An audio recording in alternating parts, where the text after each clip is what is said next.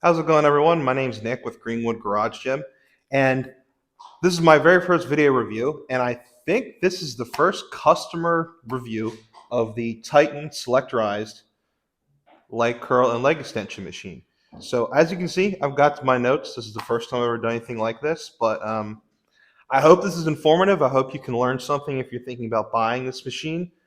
You know, spending $2,000 plus on a machine is a lot of money, and there was nothing out there for me to decide on. So I hope this helps some of you, and I hope you enjoy it. All right, folks, let's talk range of motion.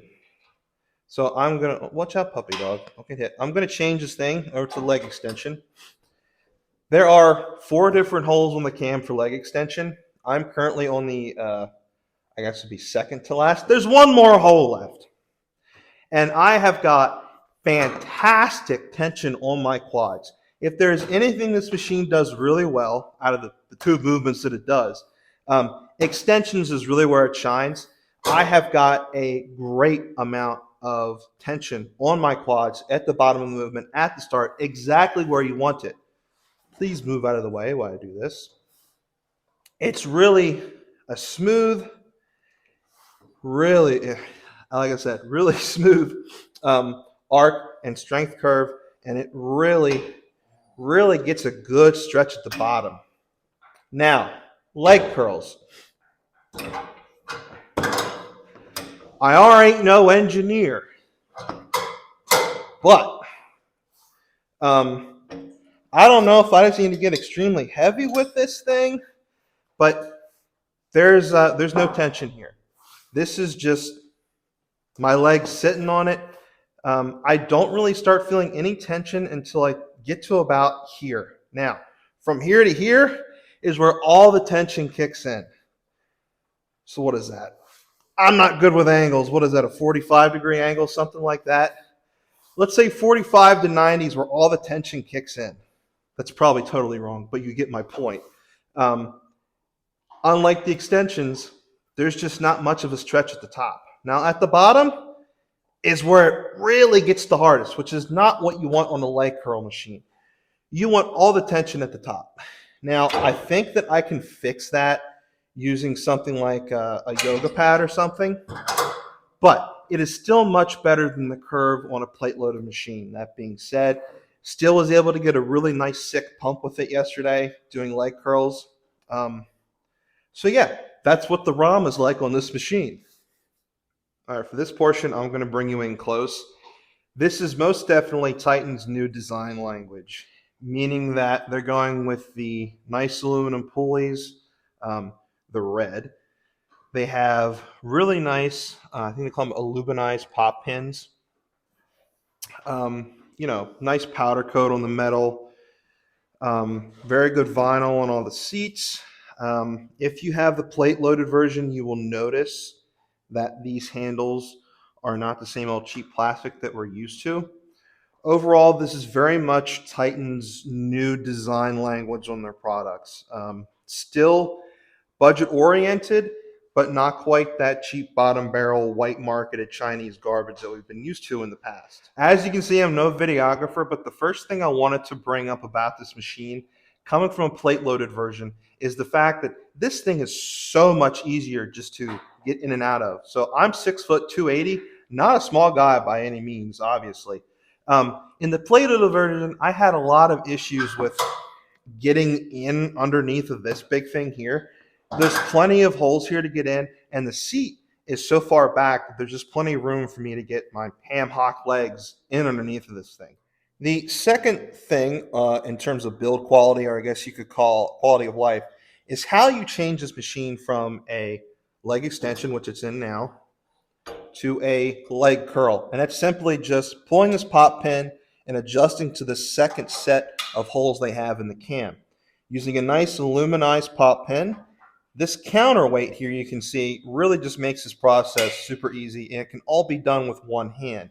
If you're coming from a plate-loaded machine, you're used to having to get out, switch around the arms, switch your weights around, go through all of that rigmaroles, and then get back in the machine and do it. This, adjust your weight, pull your pop pin, and you're ready to go. It's Honestly, it's quite a great design. Most machines are like this, but the way that Titan implemented it with their own design languages, with the pop pin, um, the stainless steel here, and this really nicely done and powder coated counterweight, I really just like it.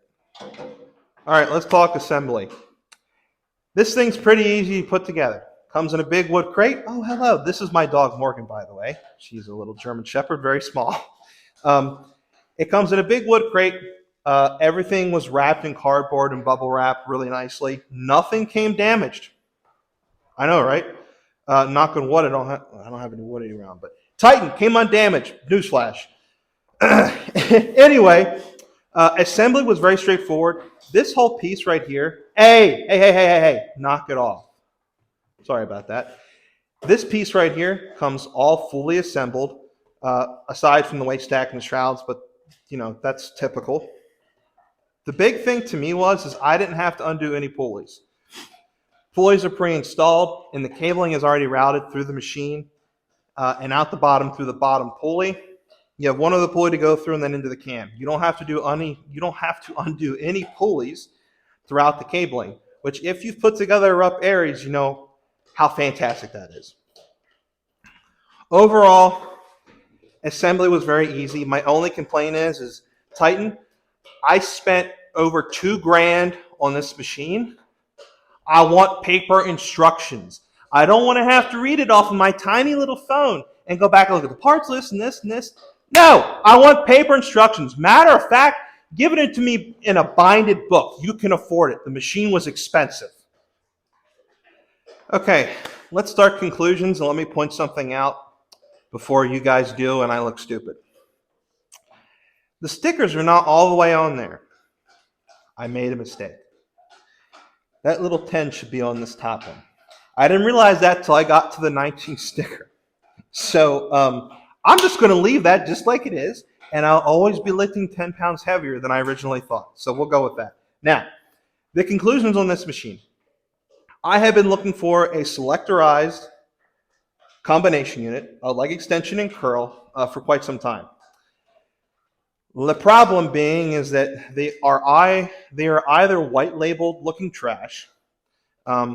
Temple of Gains has come out with some white label equipment, and they're putting their own kind of like spin on things, and they do look nice. Over there, I have a multi-flight machine that I got off Marketplace somehow, and the owner, Yanni, is a fantastic guy.